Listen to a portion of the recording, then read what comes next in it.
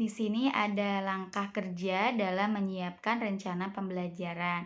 Yang pertama, pelajari LKS yang akan digunakan siswa untuk mengetahui materi apa yang akan dipelajari dan dengan cara bagaimana guru itu akan memfasilitasi siswa. Selanjutnya, tetapkan tempat, waktu, alat, dan bahan yang akan dilakukan dalam pembelajaran. Selanjutnya, tuliskan langkah-langkah yang akan dilakukan dalam pembelajaran dengan memperhatikan jenis pembelajaran apa yang akan diterapkan pada siswa. Selanjutnya, pada langkah-langkah pembelajaran ditulis secara jelas tentang apa yang harus dilakukan guru terhadap siswa, antara lain tugas-tugas pembagian kelompok, peran siswa dalam kelompok, dan yang lain sebagainya. Tuliskan rencana penilaian terhadap pembelajaran siswa.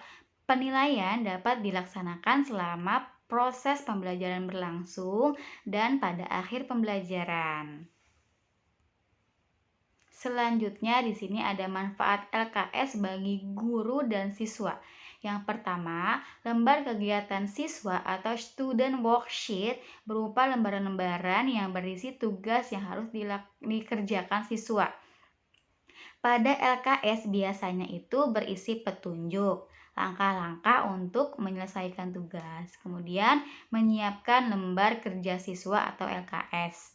Manfaat LKS bagi guru adalah guru akan memiliki bahan ajar yang siap digunakan. Selanjutnya, manfaat LKS bagi siswa adalah mendapatkan pengalaman belajar mandiri dan belajar memahami tugas secara tertulis. Selanjutnya, nah di sini ada langkah kerja dalam menyiapkan LKS. Yang pertama, menganalisis kurikulum untuk mengetahui kompetensi mana yang memerlukan LKS sebagai perangkat pembelajaran. Yang kedua, pembelajaran apa yang akan digunakan.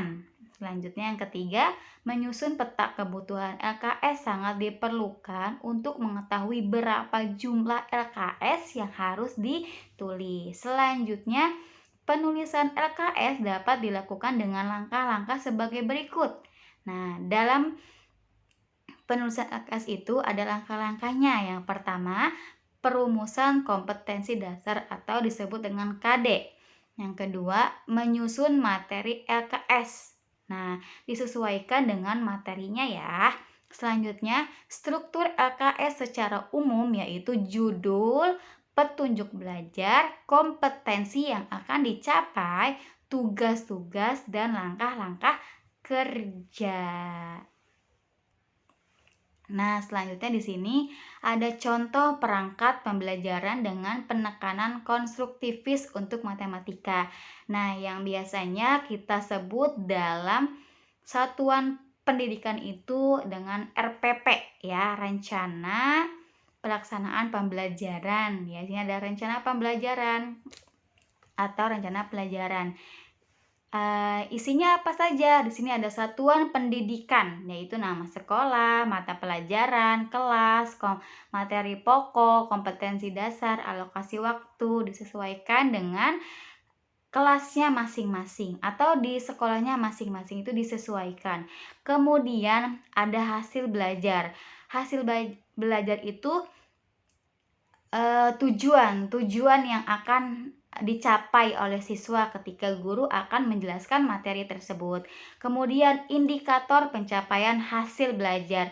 Nah, indikatornya itu apa saja yang ingin dicapai dalam proses pembelajaran. Kemudian materi dan materi prasyarat, ada materi dan materi prasyarat. Kelengkapan siswa. Nah, kelengkapannya apa saja dalam siswa? Di sini ada buku siswa dan LKS. Selanjutnya, kegiatan belajar mengajar. Nah, di sini ada mungkin pendekatannya apa di sini? Konstruktivis. Banyak ya pendekatan itu, banyak modelnya. Banyak macamnya, banyak jenisnya. Di sini kita contohnya menggunakan konstruktivis. Yang kedua itu metode. Metodenya pun banyak sekali yang macam-macamnya. Hanya di sini saya contohkan kami ya, dari kelompok kami mencontohkan dengan tanya jawab, diskusi, dan pemberian tugas dengan kerja kelompok. Kemudian di sini ada pelaksanaan pembelajaran itu ada 3 tahapan. Yang pertama pendahuluan. Pendahuluannya apa saja? Mungkin sebelumnya diiringi dengan pembukaan, salam, membaca doa seperti itu. Zikir mungkin yang di sekolah SD IT dengan zikir pagi ya, dengan sholat duha terlebih dahulu seperti itu. Kemudian kegiatan inti. Nah, ini sudah masuk ke dalam proses pembelajaran. Apa saja yang akan dilaksanakan, bagaimana metodenya, bagaimana caranya, bagaimana materinya yang akan disampaikan itu dituangkan ke dalam kegiatan inti. Nah, kemudian penutup. Nah, di sini itu penutup biasanya itu guru melakukan atau melaksanakan refleksi ya, atau membuat kesimpulan ya. Kesimpulan selama proses pembelajaran yang tadi sudah dilaksanakan, apa saja materinya, mungkin seperti itu ya. Kemudian diakhiri dengan doa penutup atau salam seperti itu. Nah, yang selanjutnya ada penilaian, ada kognitif dan begitu juga afektif. Nah, di sini ada contoh pembelajaran matematika berbasis konstruktivisme diungkapkan Umbara, yaitu pada materi segi 4 dalam menentukan keliling persegi panjang adalah sebagai berikut.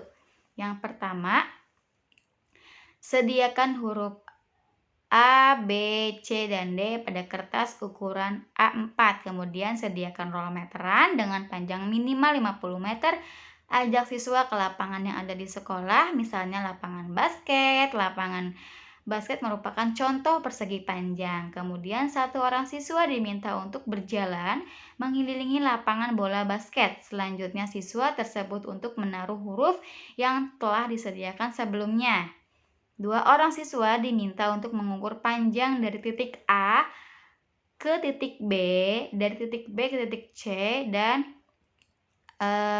titik C ke titik D, begitupun dari titik D ke titik A. Sementara siswa lain itu diminta untuk menulis panjang atau jarak dari masing-masing titik tersebut.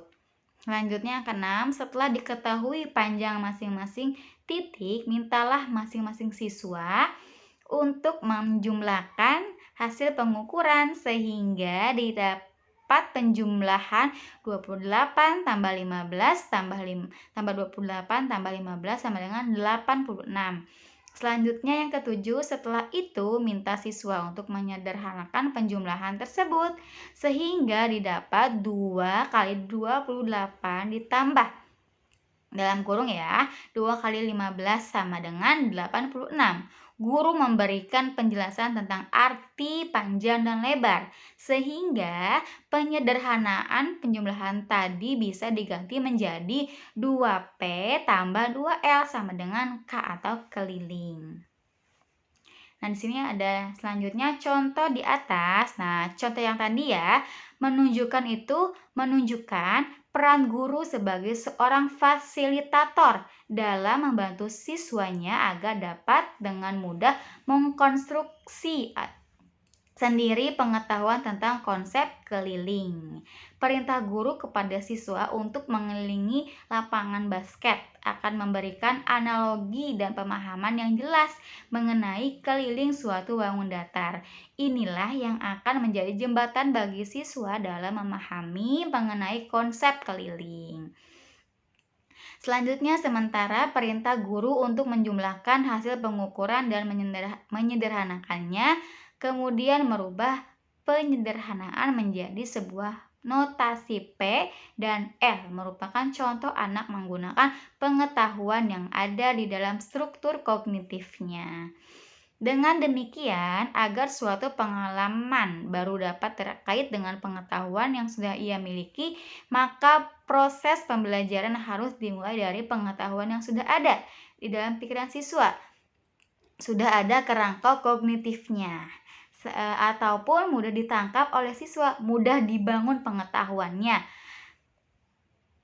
Namun paling penting dan mendasar itu tugas utama seorang guru adalah menjadi fasilitator sehingga proses pembelajaran di kelasnya dapat dengan mudah membantu para siswa untuk membentuk atau mengkonstruksi pengetahuannya yang baru tersebut ke dalam kerangka kognitifnya atau pengetahuan. Pembelajaran di atas menunjukkan bahwa pembelajaran dimulai dengan mengajukan suatu masalah di mana ide matematikanya diharapkan dapat muncul dari masalah tersebut. Diikuti dengan siswa mendiskusikan cara memecahkan masalah yang ada, diikuti dengan menemukan sendiri atau with reinvention pengetahuan matematikanya. Thanks, terima kasih. Sekian materi yang dapat kami sampaikan dari kelompok 7. Kurang lebihnya mohon maaf. Wassalamualaikum warahmatullahi wabarakatuh.